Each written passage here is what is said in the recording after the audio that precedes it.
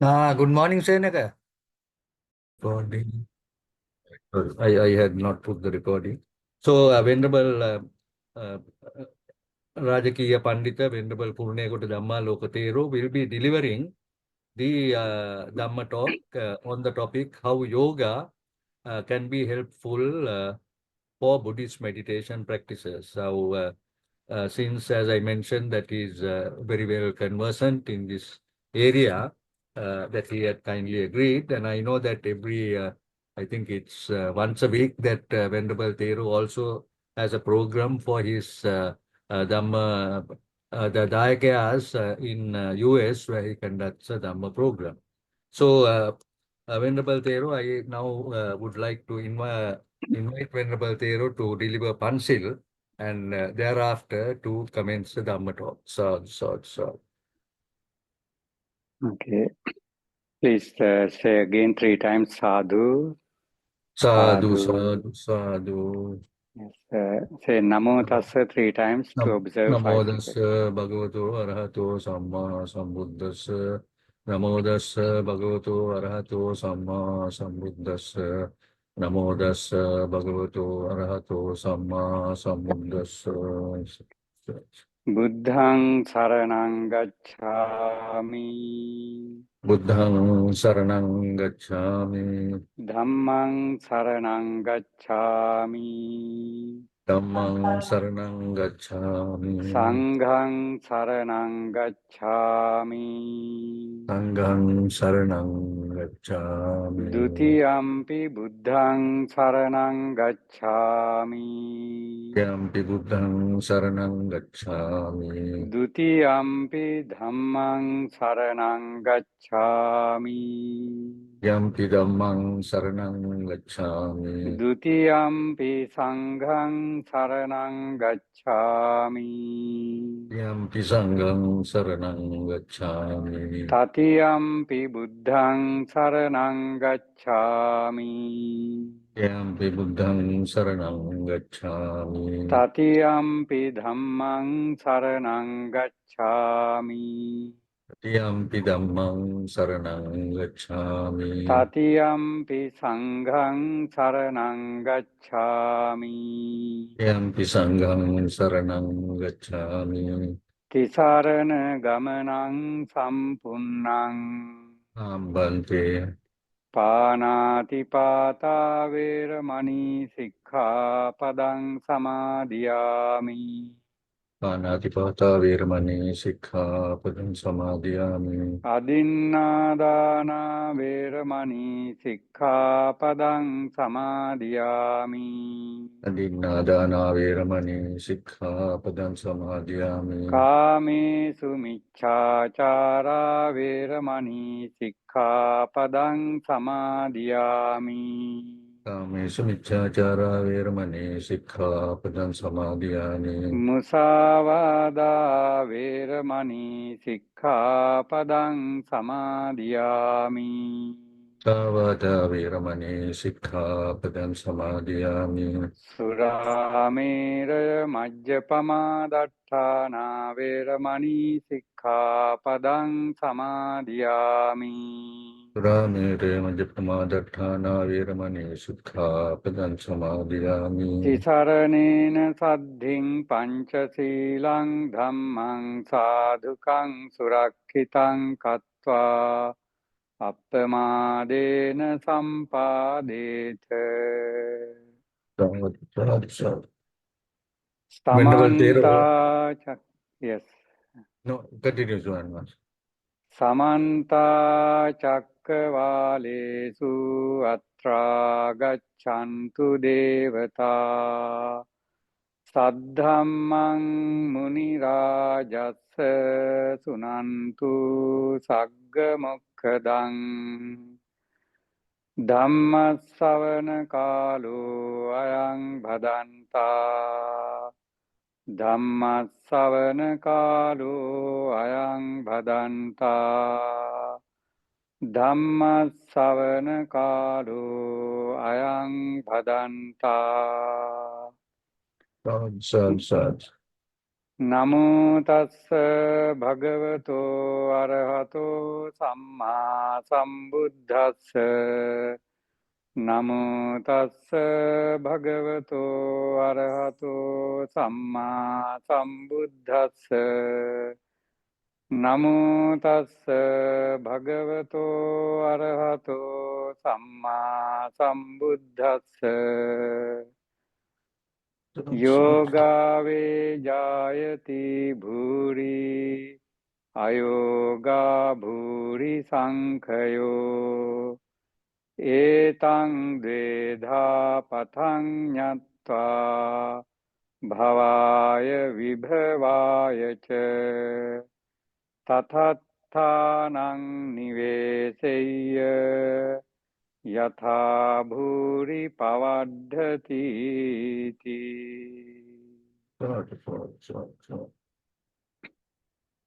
Venerable Thero, can I just excuse for a small thing? I forgot to tell that today, as I said, is a very special day for us, and also our Dhamma program is sponsored by Mrs. Nelum Fernando from the US, in New York, and she's also been a close cover of Venerable Thero. I think she's helped the Sri Bodhicitta Yogi Hermitage, and we really celebrate her birthday this month, and in commemoration of that, she has agreed to sponsor this. Sadhu. Yes,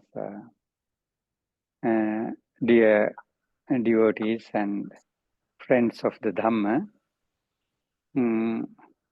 as Professor Vatawala explained, it's very important and significant day today, this full moon day. So on this day, I hope to talk about a little bit the importance of practicing yoga and how it can be helpful for your meditation practice. So I would explain about yoga a little bit, how it's mentioned in the Dhamma, I mean Buddhism, and how it's explained in traditional yoga philosophy too. And so my topic, the stanza that I mentioned is Yogave jayati bhuri ayoga bhuri sankhayo etang dvedha pathang nyatva bhavaya vibhavaya cha tathathanang niveseyya yatha bhuri pavadhati. It says, Yogave jayati bhuri. Indeed, wisdom is born of meditation. Ayoga bhuri sankhayo. Without meditation, wisdom is lost. Etang dvedha pathang nyatva. Knowing this twofold path of bhavaya vibhavaya cha, gain and loss of wisdom, tathathanang niveseyya yatha bhuri pavadhati. One should conduct oneself so that wisdom may increase. Even though this is mentioned in the Dhammapada, you can refer it from the Dhammapada, there's kind of negative way of looking at the yoga practice with some Buddhist devotees. The reason, I guess, is even in the Dhammacakkappavattana Sutta, the first ever discourse delivered by the Buddha, this word yoga is mentioned. It's mentioned in a way like Kama Sukhallikanu Yoga or self-indulgence, and Attakilamatthanu Yoga self-mortification. What the Buddha said, one should avoid these two extremes of Kamasukhallikana Yoga and Attakilamatana Yoga, and should practice the middle path or the Noble Eightfold Path in order to attain enlightenment. And so, because that word of yoga is mentioned in that category of Kama Sukhallikana Yoga and Attakilamatana Yoga, they might refuse even the word of yoga as a way of Buddhist thinking.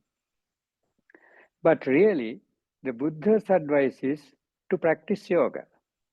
So practicing yoga is helpful for your attainment of enlightenment and progress of spirituality, and not practicing of that would lose your progress in the path.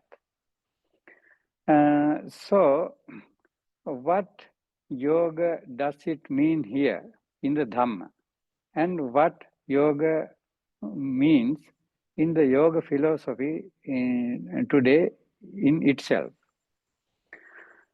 This yoga has been practicing throughout the human race thousands of years. But yoga has become in a formal way after about 200 years of the passing away of the Buddha.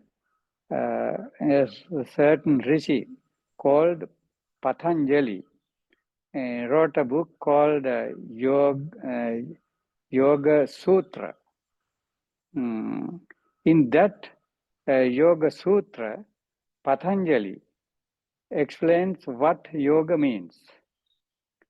It says in Sanskrit, Yoga Chitta Vritti Nirodha. Yoga means Chitta Vritti. Chitta means the mind. Vritti means the waves of the mind or the thought. Nirodha, getting rid of the mental formations or the waves is what's called yoga. So when you do not have mental or waves in the mind, your mind should be at samadhi. So that experiencing that kind of samadhi, free of thoughts, is called yoga, according to Patanjali. But today, generally, yoga means kind of exercise. That exercise is only one part of yoga. In the philosophy of yoga, there are called a certain way of practicing yoga, Raja Yoga, Jnana Yoga, Bhakti Yoga, Karma Yoga, Hatha Yoga, etc. So, Raja Yoga means meditation. Jnana Yoga means education of the studying the Dhamma or philosophy. And Bhakti Yoga means devotion.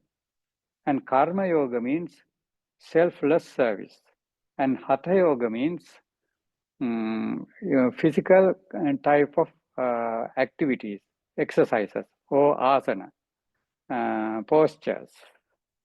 So here in the Dhamma, in Buddhism, yoga means directly Raja Yoga, which means mental development or meditation.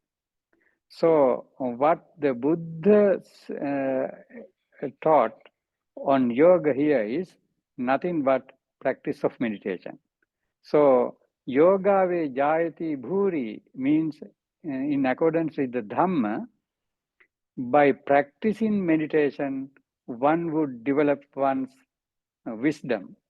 Ayoga bhuri sankhayo. Wisdom would be decreased as a result of not practicing meditation. The word here used this yoga. And knowing this twofold path, How it's twofold? To development of the mind or the wisdom, or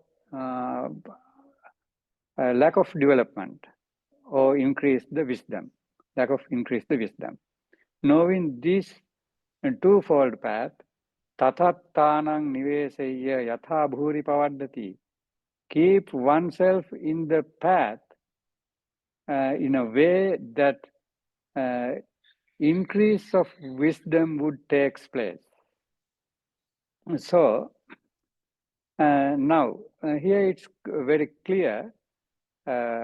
One part of yoga is called Raja Yoga, or the main practice of yoga, highest practice of yoga is called Raja Yoga, or the king of the yoga. That method is meditation. And so how that physical kind of asanas or yogic asanas would be helpful for our Buddhist type of meditation practice, and how can be even the breathing exercise explained in the yoga tradition would be helpful for our mental development according to the Dhamma practice. That's very important thing to pay attention. In the sutras like Anapana Sati Sutta, the Buddha explained how to get ready for practicing Anapana Sati, or mindfulness on breathing meditation. It says, Aranyagato va, Rukkhamulagato va, Sunyagara va, etc. Go into a forest or a solitary place like under a tree or empty abode, some solitary place like that. Nisidati pallankang abhujitva. One should be seated in a cross-legged posture. Pallankang abhujitva. This is very important. There are different kinds and types of cross-legged postures. One is called, the most famous one, is called full lotus posture. Most of the Buddha statues would be even seen nowadays in that posture, full lotus posture. And then the another one is half lotus, and another one is called Sukhasana, or very easy posture but cross-legged. And in this way, there are several kinds and types of cross-legged posture. One of those postures, one should be seated, cross-legged, and ujunkayang panidhaya, keeping one's body straight, upper body straight. And this is how the posture is explained. Now, for a person who does not practice yoga or any kind of proper exercise, physical exercise, would not be able to sit according to this explanation, this way, in a proper meditational posture. So, in order to be able to be seated in this posture, one should have been practicing kind of yoga. Then why the Buddha did not explain how to practice yoga and things like that? My idea is even the Buddha as the Bodhisattva, before becoming the Buddha, went from master to master, guru to guru, searching for the truth. King Satya Gavesi, searching what's truth, and King Dhamma Gavesi, what's the Dhamma. In that way, he was a truth seeker. As a truth seeker, he might be gone to many different kinds of teachers, masters, popular people, famous wise persons like Alara Kalama, Uddakarama Putta, etc. So, at those places, for sure, they might have teach him and studied yogic postures. So, it was very easily available something. Yoga is not yoga postures had been not that uncommon thing at the time of the Buddha, because that was the period of truth seekers. And so the Buddha did not have to explain anything about how to practice yoga, etc., because it was already known.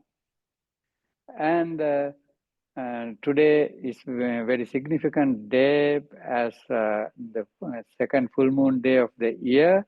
Venerable Sariputta and Venerable Moggallana came into this sasana. So they also had been truth seekers. So majority of the disciples of the Buddha had gone through many other famous teachers, and they were coming to the Buddha looking for something that they did not receive from the other gurus, since they had already practiced and were knowledgeable about the asanas and other yogic activities.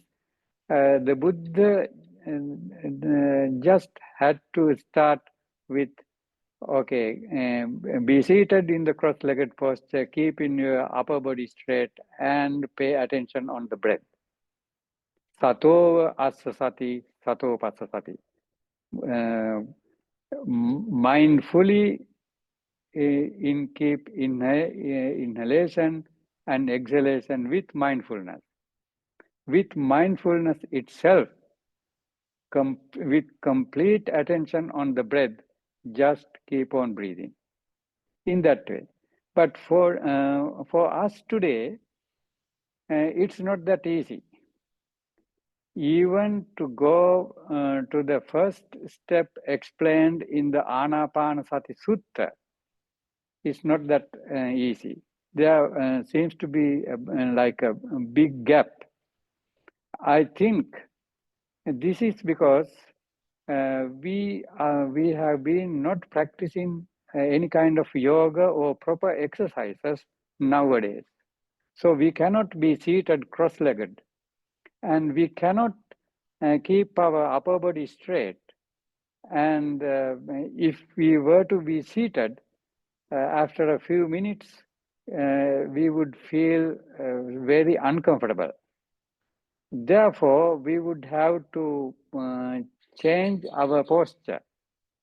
When we do that constantly, there's not enough time for our minds to get calmed, tranquilized, because it takes time, and we should keep on being seated for enough period of time in order to get our minds completely calm and attain samadhi. Therefore, this lack of proper asana would affect negatively upon our attainment of samadhi. And other reason the yogic exercise would be helpful for us is keeping our good health. For the spiritual practitioners, the most important time of the life would be after kind of retirement, maybe after 50, 60 or 65, like that, because you have enough life experience, and now it's time for you to pay attention on your mental development and spirituality. your mind would be ready for that. But if you are physically not strong enough, that would be a bigger challenge for your practice. Unfortunately,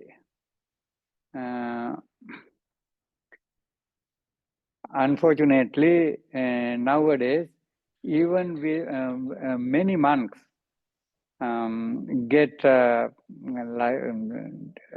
physical challenges like with the difficulties and sicknesses like diabetics, high blood pressure and things like that.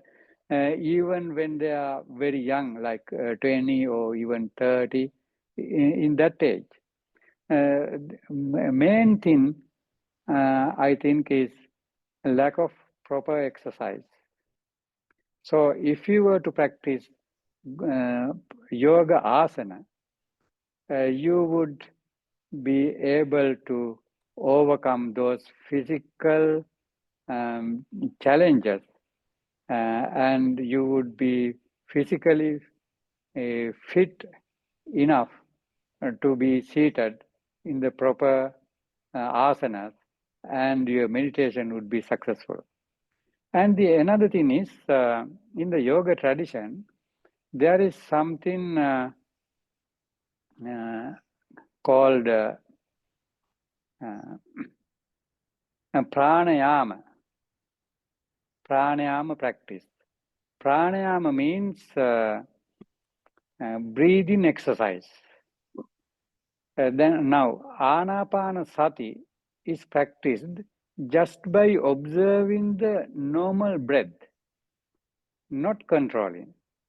That's the Buddhist way of breathing meditation practice. So, but in yoga tradition, pranayama, that breathing exercise, when you practice it, you would control it. There's a famous saying in yoga tradition, you cannot control the movements of the leaves in a forest unless you do not control the wind. Here, the leaves of the forest is just like the mind, and the breath is like the wind. Since you do not have direct access to control your mind, you cannot. You can control the breath. So by controlling the breath, you would be able to control your mind indirectly. To do that, you would control your breath through pranayama. So when you practice pranayama in different ways, you would control it and you would master it. Then as a result of that, when you are breathing normally without any control, it would be very easy for you to pay attention on it. So when you were to sit directly for the meditation, you would come across certain challenges like sloth and torpor, one of the 5 hindrances, Nivarana Dhamma, explained in the Dhamma, sloth and torpor. That also would be easily overcome through practice of yoga and yoga asana and pranayama breathing exercises. When you practice breathing exercises, your breath would be so easy to notice and see and clear. And so after practicing asana, then pranayama, when you start to practice breathing meditation or any other kind of meditation, it would be very easy for you to concentrate your mind on the meditation subject. So John can't come. He's down with a chest infection and he was in the hospital even in that sense, for 2 weeks he can't.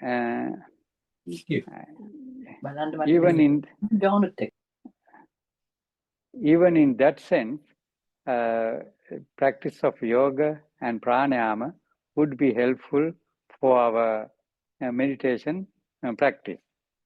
Another thing that I should mention here is some people would think yoga is some kind of religious thing, not in Buddhism, Hinduism, or some other religious activity. Actually, that's also wrong. Yoga does not have any religion. It's a practice. So any religious person can practice it. Of course, everyone know that Hindus would like to even consider even Buddhism is part of Hinduism. That's their way of looking at it. But we as Buddhists, we do not believe like that. We know that the Buddha did not follow anything in Hinduism. And even as a prince, he was not a Hindu. And even the word Hinduism was not there at the time of the Buddha. It was Brahmanism, and he did not practice Brahmanism at all. But they would like to claim even the Buddha as one of the, avatars of Hindus. But we know that it's not so. So, same way, they would claim yoga belongs to them. But really, it's something started in India, that's for sure. And just like Buddhism, it does not belong to any particular religion. It's some kind of exercise or some kind of practice which would be beneficial for physical, mental, and spiritual progress. So I think considering all that, we should practice yoga exercises and also pranayama breathing exercises together with our meditation. And so, and also I should mention here another thing in brief. As a result of lack of knowledge about real practice of yoga, many Dhamma seekers, Buddhist Dhamma seekers from the countries like maybe America or Europe, they would come to the countries like India and look, actually, they start to come looking for Buddhism, the Dhamma. But they go to the yoga centers and they start to practice yoga, since they also think that it's kind of Hindu practice. They would, stop practicing or looking for the Dhamma, and they would be, practicing instead of Dhamma practice, Hinduism together with yoga. So that misconcept of yoga belongs to Hinduism is a hindrance for Buddha Dhamma progress too. So we have to overcome that barrier and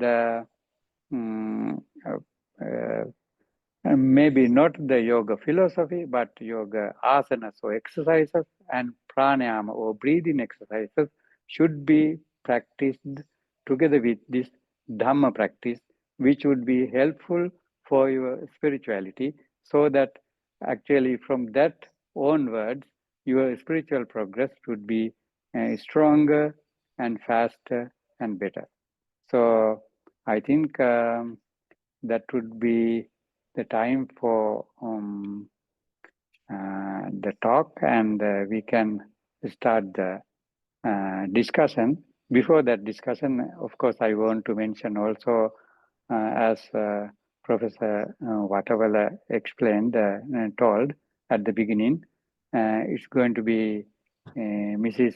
Nelun Fernando's birthday, 21st, and I like to wish her in advance happy birthday.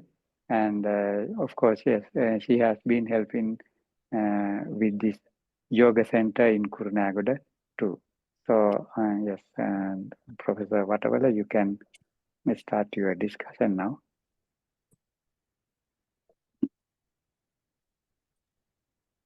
Thank you very much, Venerable Thero.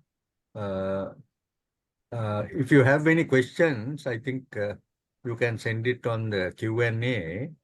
And before we go into the questions, I think we have some of our members here from the panel. I'm just trying to see whether anyone is there. I think Mr. Senaga Samarasinghe. Before that, I think I can see, I think Venerable Thero, I don't know if he is gone off. Are you there, Venerable Vajirarami Jnanasiha Thero? Yes, Venerable. Venerable Thero, I think if we can maybe have Venerable Thero's maybe any comments or questions, that would be good. It's a very interesting talk and put in a very simple way. Hinduism is considered not a religion, it's considered a civilization, Hindu civilization, and it absorbs many of the religions that come to India. So this happened even in the Catholic Church. Some of them have been absorbed. And this happened in somewhere around the 9th century with regard to Buddhism. And the Buddha was Vishnu's avatar. So those things happened. And as rightly pointed out, during the time of the Buddha, there was Brahmanism, the Vedas, and other things. Another aspect that I was very keen to find out was the difference between pranayama and anapanasati. And this also was explained very well, that pranayama is, the difference, because it's controlled breath pranayama, as was mentioned, whilst in anapanasati is an observation of your breath. So there's a difference between controlled breath in pranayama and anapanasati is the observation of one's breath. So that's also very explained to us very well. The other aspect that came to my mind was regarding as to why we should practice this type of thing, the yoga. But now I have seen very many monks mentioning it's not necessary to have your posture in the way that the Buddha has mentioned, Ujjhaya, Panidaya, Satim Patapetva, that relax yourself. And it's possible that in many places now I see that they sit on chairs. And this sitting on chairs is something new. It's something, it's called the European method, the European. And even when you think of the statues during the time of the Buddha, it's the European style or the Western way of sitting. Whilst in the Eastern way of sitting, it's always on the ground.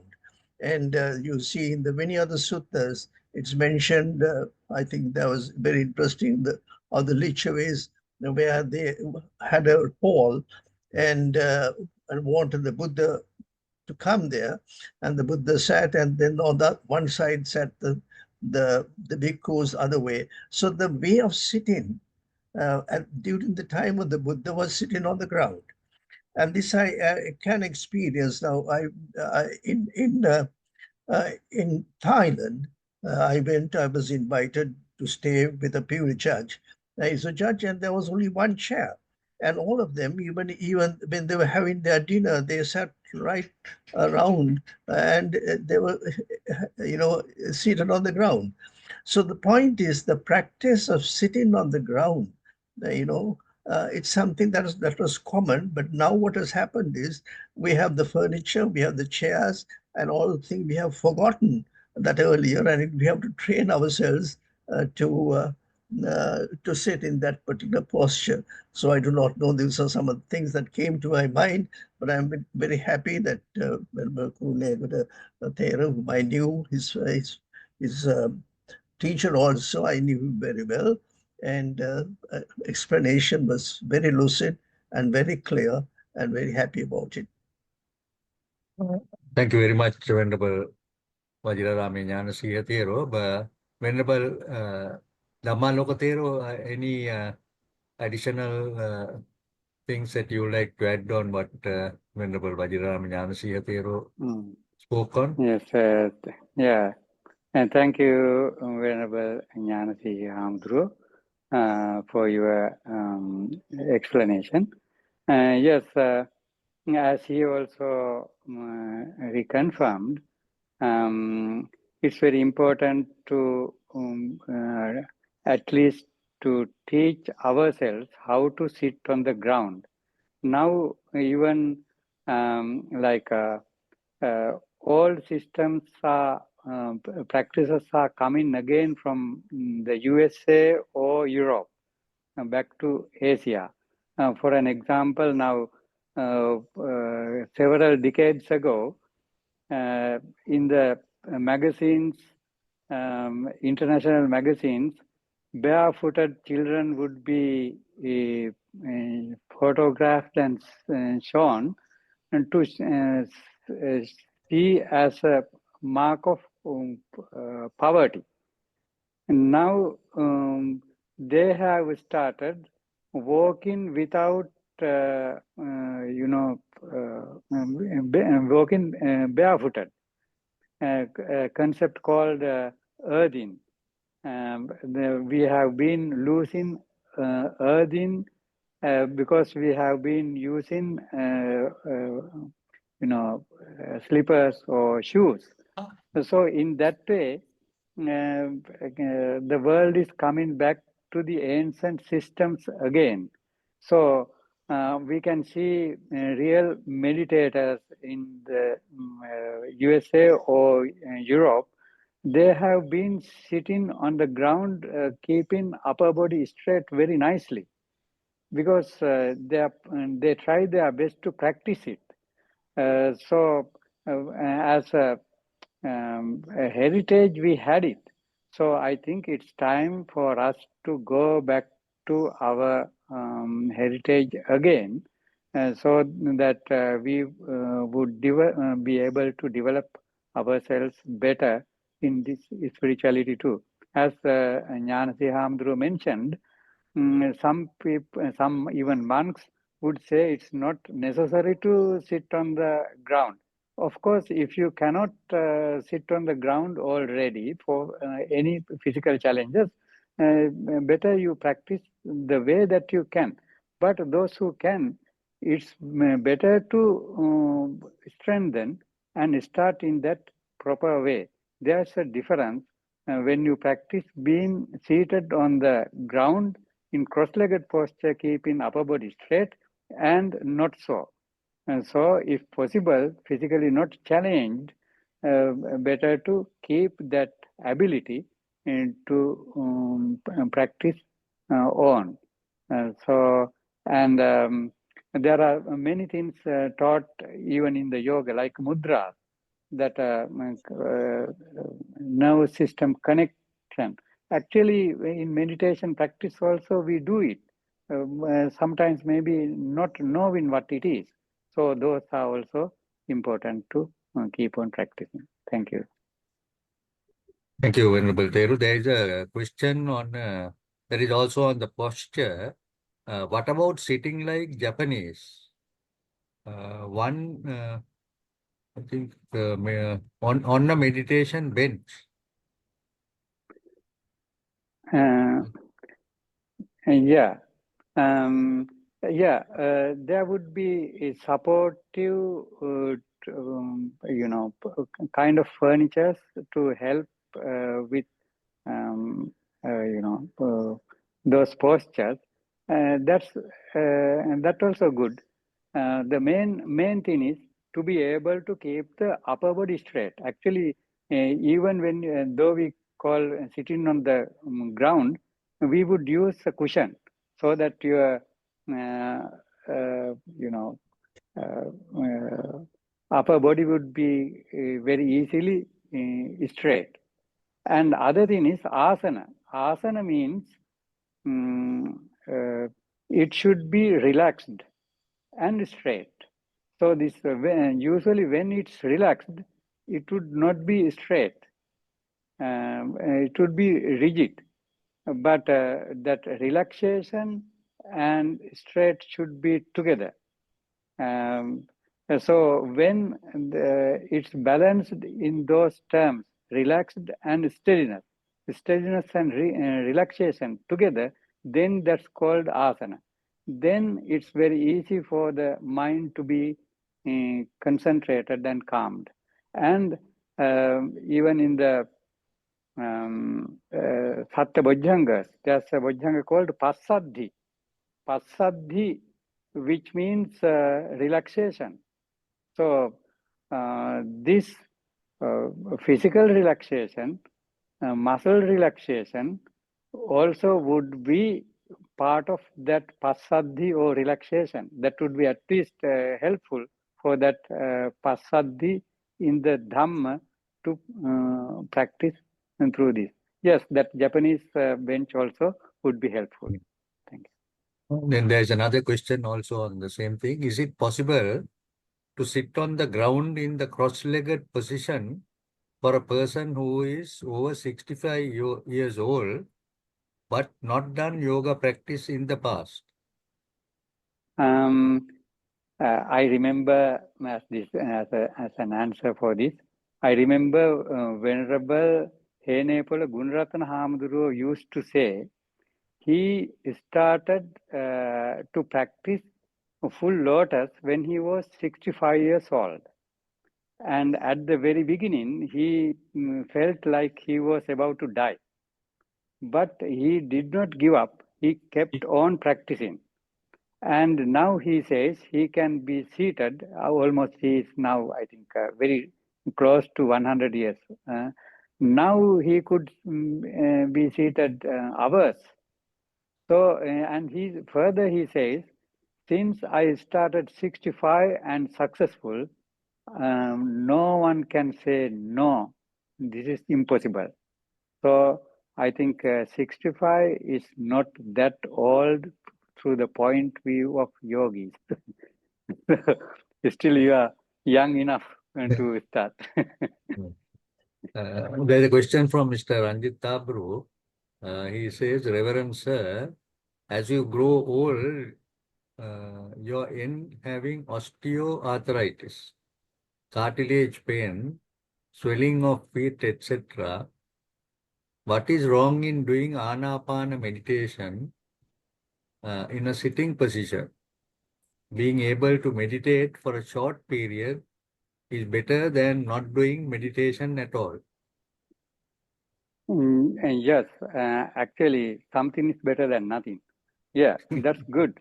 And also, there's a meditation technique practiced by Americans, busy Americans, who would be really busy with so many daily activities, and they found a way to keep on working 59 minutes, and the last minute or last 60 seconds, they would close their eyes, would keep their hands off from the laptops and everything, and they would pay attention on the breath for 60 seconds of time, so that the person would be able to get rid of all the stress that he had to gather during that 59 minutes of time. And he would refreshed and ready for the next 59 minutes to work effectively and easily. And so at the end of the day, 8-hour working person would have practiced 8 minutes of Anapanasati and would go back home without any stress. So in that way, according to your ability, you have to find your own method and ways somehow to keep the practice on. Maybe not directly keeping the attention on the breath. Maybe as in the Mahasatipatthana Sutta mentioned, paying attention on completely what you are doing. So your own work would be your meditation subject in that way. So yes, that's good. Thank you, Venerable Thero. There is a question from Chandrasena Gajasinghe. I am a chartered physiotherapist and a yoga teacher. Pranayama technique and samatha and vipassana bhavana are different. Please explain. Thank you. Yes, pranayama techniques, vipassana and samatha bhavana, those are actually pranayama and yoga asana, those would be helpful for samatha, if not directly in practice of samatha. But I have to mention this. Today, yoga is a kind of business internationally. So in that business field, there are many things known as yoga. But real yoga practitioners, 1 hour practice of yoga would be 1 hour exercise, 1 hour relaxation, and 1 hour meditation. The yoga practitioner would not be able to play music and practice yoga at the same time. So his concentration, so her concentration should be 100% together with the movements of the yoga posture. Just like Mahasatipatthana Sutta explains, Gate tite nisinne jagarite bhasite tunni bhave sampajanakari hoti. This awareness should be with each and every motion of the posture. So together with that, it would go nicely with samatha meditation. Of course, that would be the foundation for vipassana, but it's different from the vipassana practice. Thank you, Venerable Thero. There is a question from Chanura Vijayatilaka. He says, Venerable Sir, do you conduct a yoga center in and around Colombo? If so, you can please let me know the location. What I would request Venerable Thero is to, because since Venerable Thero has set up this special center in Kotiyakumara, to say a little about that, what sort of practices are being done, and whether maybe if anyone is interested could enter it, and the connection with the, I think most of them are interested in the meditation also, I think. If Venerable Thero can maybe briefly give account of that. Yes, I have been building up this center in Kurunagoda, Kotiyakumara in Kegol district. When you are coming from Colombo Kandy Road from Galigamua towards Avisavela, 13 kilometers. It's located in a hill area, but you can come by a vehicle, and very nice and peaceful environment. And I have been working to make facilities for 50% persons to come, stay and practice. We have yoga hall and rooms, separate kutis, and other essential need things are already now there. So my idea is to make these facilities for the people to come and practice. So I was thinking to invite monks as groups to come and practice, and other groups like, for an example, like maybe group of teachers, maybe group of students who are waiting for their A-level results to come. So in that way, certain groups can come and practice. It's open here. So whenever I am in Sri Lanka, I would be able to teach, and otherwise there would be teachers here. And actually, this is not only for the yoga, but Dhamma Yoga Bhavana. This is my method here. There should be Dhamma, which means Buddhism, and Yoga and Bhavana. All these should be practiced here. And we have been, developing facilities for that purpose. So, yeah. Thank you, Venerable Thero. There is a question from Dharini Senanayaka. Thank you very much. Very interesting and enlightening. It seems that pranayama, controlled breathing, may be an aid for identifying the breath and for Buddhist meditation, and starting with anapanasati, especially for beginners. Also, Buddhism, Jainism, and Hinduism are all part of the Sramatic Sikh tradition of Indi, I think INDIC, spiritual practices.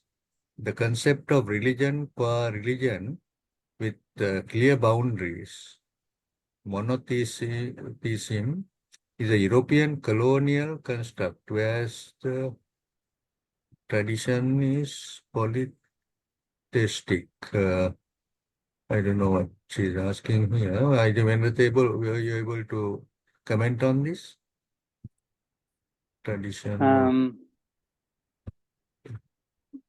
I can explain that pranayama would be, yes, as even before I mentioned, that would be really helpful for your anapanasati practice. And your nervous system also would be very active, and you would not feel that, drowsiness when you are meditating, if you were to practice a little bit of pranayama together with your meditation, especially at the beginning of your meditation, if you were to practice a little bit of pranayama in the proper way, then that would be helpful for your concentration on your breath. Sometimes we would sit for breathing meditation. At the moment, we would not be able to notice even the breath, that maybe one of the nostrils would be even blocked. Then that doesn't work really. Though we strive, though we spend long hours, our concentration would be not good enough. But if you, it's very easy to overcome through practice of pranayama in the proper way. Actually, if you were to practice pranayama in a long hours or long many minutes, I advise you to practice a little bit of yoga, physical postures too, before that. So it should be in the way physical practice, I mean asana, then pranayama, then meditation. Actually, it would be very easy for your concentration to be developed in that way. Thank you, Venerable Thero. Uday, I know that you are also following Venerable Thero's Dhamma sermons from US. Would you like to make any comments or observations? Yes, first, thank you, Bhante Jnanasi, Venerable Jnanasi, and Venerable Dhammaloka Thero. I had a question actually. Venerable Jnanasi partly answered that, but I would think maybe and further elaboration might be needed from the question. Original question was how important is to synchronize your movement with the breathing part. So I think one of the things that I find difficult is, in my other with Bhante, Rahula's program, who does that also on a weekly basis, concentration, the breathing, synchronizing with the movements of the hand and the legs and all that. I think that's important, but maybe that will help to bring the mindfulness into the picture. So that's what I think that's what helped. I think that would be something maybe Venerable Manoka can explain how important and how can we bring the breathing part into the synchronization of your body movements, bring mindfulness also into the picture. Actually, traditionally, we have been practicing in that way. You can see even ancient meditation centers related to Anuradhapura era, with all the meditation paths, ambulatories. At the end of that, there's a sitting asana. There would be a sit. Actually, the practitioner would sit on that asana and cross-legged posture and practice breathing. Then when the practitioner is too tired or about to feel drowsiness, would start walking in the walking path. And then that would continue maybe half an hour or 1 hour or so. Then again be seated and focus on breathe. And so alternatively, walking meditation and breathing meditation would be practiced. And other than that, when you are walking, sitting, lying down, and all the postures, you would be practicing it with awareness. And if not, and maybe together with that, as mentioned in the Karaniya Metta Sutta, Tittan Charan Nisinova Sayanova, in that in all the postures, you would be maintaining your loving friendliness also. So all that, when you are practicing loving friendliness, metta, that mind with the metta would be easily concentrated on any other meditation subject. That's even in the Metta and Sansa Sutta it explains. Tuvatan Chittan Samadhyati. The practitioner of metta mind would be easily concentrated. And so in that way you can, use several methods to tame your mind, to practice on breathing. Yeah. Thank you. Yeah. Senaka, you have any question? Senaka Samarasinghe from Canada. If any of our panelists want to ask any questions, kindly raise your hand, then I can give it to you. Okay, Senaka. I want to mention that this is not the first time that Kurnagoda Thero is participating for International Dhamma Program. According to my records, 2021, October 20th, he started with us, and 2022, January 1st, and this is the third day. And I want to mention that every Thursday, 6:30 Winnipeg time, he conducted his program and we are participating.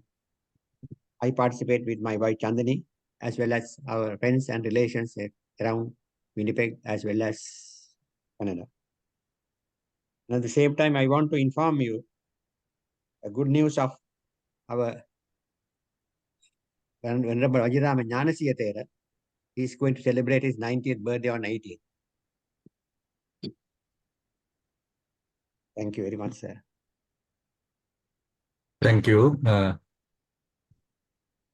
I would now invite our Kamal Nilavira. Maybe Kamal, you can now give the pay merit to Venerable Dhamma Lokatero for the very important Dhamma talk that was given. Sure. Thank you, Lakshman. Venerable Kurunagoda Dhamma Lokatero, thank you very much for the interesting Dhamma session on this Navam Poya Day on a very important and practical topic, how yoga can be helpful for Buddhist meditation practice, starting with Anapanasati, especially for beginners. Our thanks also to all the venerable studies and Dhamma friends from all over the world today, being a working day. We had over 145 friends joining us on the program. Thank you all. Once again, on behalf of all of us at the International Dhamma Program, much merit to you, Venerable Venerable Kurunagoda Dhammalokatero, because you have been our panelist and our giving Dhamma sessions, as Mr. Senaka Samarasinghe mentioned earlier. Much merit to you, and we are enlightened after this talk of yours and hope that we will get the opportunity to invite and have another session with you. Thank you all. Sadhu, sadhu, sadhu. Thank you, Kamal.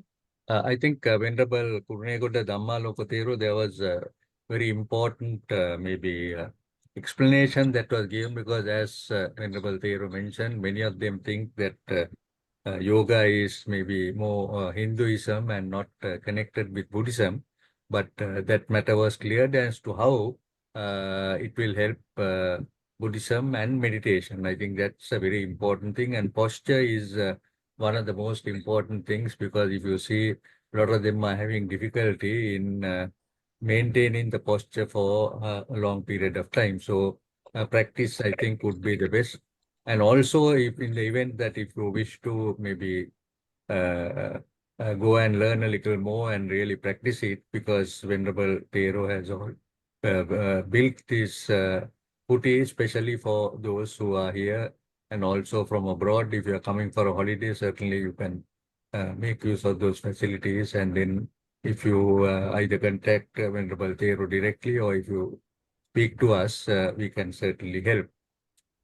Then the other important thing that I was wanting to mention, of course, is the today's Dhamma talk, which is really undertaken by Mrs. Nelun Fernando, who's in New York, USA, because she is going to donate actually because we had a discussion with the Sutta Central, the English translation of the Sutta and Vinaya Pitaka, which they are planning to distribute to a lot of libraries. I know some of you have already made the donations, but I have spoken to her, and then with this comprises this comprehensive set of the Sutta and Vinaya Pitaka of the Pali Canon, spanning 28 volumes, meticulously translated into modern English by the erudite Buddhist scholar, Venerable Bhante, who is the founder of the Sutta Central, Bhante Sujato, who's been with us and also delivering number of maybe Dhamma talks to us. So we are planning now, actually the March one, we have already been able to taken by one of our Dhamma friends. Then thereafter, every month, we are hoping to do this. If anyone now, like maybe if it is your birthday or if any sort of special event that you want to maybe celebrate, you can really make use of it at the International Dhamma Program. The cost is really, if I talk in US dollars, it's 130 US dollars. In rupees, it's 39,837. Australian dollars, it's 195. And in British pounds, it's 102. So if you are interested to have any other dates, kindly let me know in advance so that we can make it ready for you. So once again, I must thank Venerable Vajirarame Jnanasiya Thero, who has been regularly attendee and also giving very valuable comments. And as Venerable Thero, that he was also able to clarify some of the matters relating to the meditation techniques. I will now invite our with respect, our Venerable Purunekota Dhamma Lokatero. Once again, thank you very much, Venerable Thero, for the time you have taken to spend with us, because I know that you were overseas and then after coming back that you were prepared to do the our Dhamma talk. And may I invite Venerable Thero to give merit to the departed and also the Devas, and maybe also our sponsor, the Mrs. Nelun Fernando. Sad. Yes, let's share the merits with our departed ones. Whosoever welcome merits from us, may they all rejoice on the merits.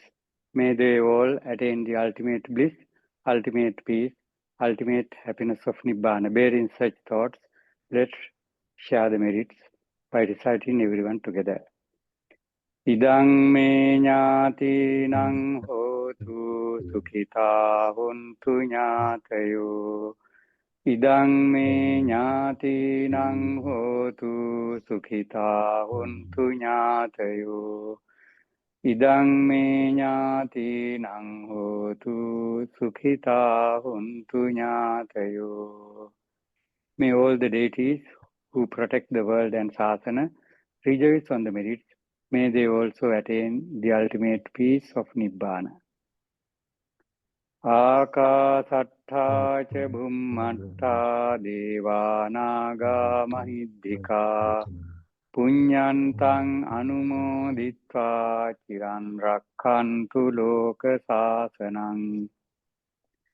Ākāsattha ca bhummattha devānāgā mahiddhikā puññantaṃ anumoditvā ciran rakkhantu desanam. Ākāsattha ca bhummattha devānāgā mahiddhikā puññantaṃ anumoditvā ciran rakkhantu maṃ paranti. And by the blessings of the Buddha, Dhamma and Sangha, I wish you all, especially who sponsored today, Mrs. Nelun Fernando, happy birthday and long life, happiness and good health with her and all the family members, her son and granddaughter and all the relatives, to be well, happy and peaceful, and for organizing this wonderful Dhamma program, Professor Vatavala and everyone, and also especially Venerable Jnanasiya Hamadru, who is also going to celebrate his birthday on this month, to be well, happy and peaceful, live alone with good health by the power of and blessings of the Buddha, Dhamma and Sangha. May all the blessings be with you. Thank you very much. Thank you. So. Thank you very much, Venerable Thero, and much merit to you. Let me also thank all our participants, Dhamma friends, both local and overseas, and also those who are present here on our special invitation for their kind support to our Dhamma talks and also attending it. And I'm sure that this will all be of benefit to you and also help you to attain the ultimate Nibbana that we are all looking at. So thank you very much, Venerable Tero, Kurunegodi Dhammaluka, and also Venerable Vajirarami Jnanasiha Tero, our committee members, and also the other special invitees for their participations. And we will be really looking forward for the next Poya Day Dhamma talk, which will be held in March. Sadhu, sadhu, sadhu. Sadhu, sadhu, sadhu. Thank you, Professor Vatavala.